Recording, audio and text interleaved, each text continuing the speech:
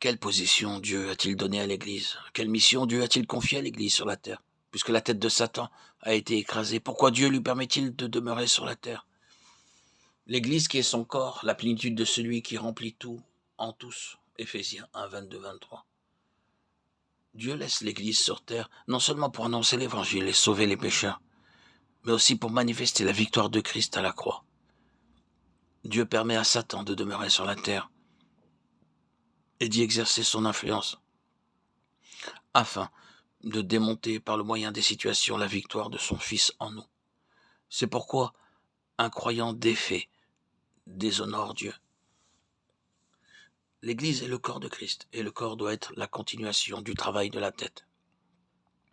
L'Église est la plénitude de Christ.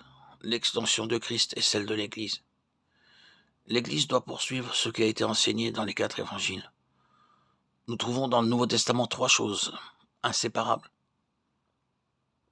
La croix, l'Église et le royaume. À la croix, Christ a accompli la rédemption et remporté la victoire. Le royaume manifestera visiblement la rédemption et la victoire de Christ. Aujourd'hui, en l'attendant, l'Église maintient sur la terre ce que Christ a accompli à la croix. Par la croix, Dieu a réglé l'aspect juridique du jugement.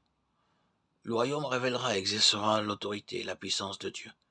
L'Église est dans cette position d'attente pour affirmer ce que la croix a accompli et pour goûter les puissances du royaume à venir. Hébreux 6:5. Satan ne peut pas vaincre le Christ en tant que personne, mais il peut le déshonorer par le biais du Christ corporatif.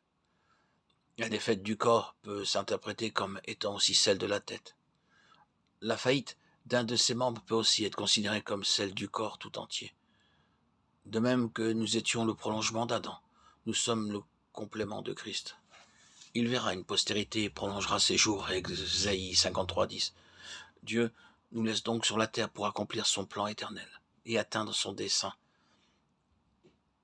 Avant l'introduction de l'arche à Jérusalem, elle demeura dans la maison d'Obed-Édom, de Samuel 6. Puissions-nous garder fidèlement le sang, l'œuvre de Christ et les chérubins qui nous parlent de la gloire de Dieu. Celui qui vaincra, je le ferai asseoir sur mon trône, comme moi. J'ai vaincu et me suis assis avec mon Père sur son trône. Apocalypse 3, 21. La victoire de Christ est le modèle à suivre pour remporter toutes les victoires, comme moi j'ai vaincu.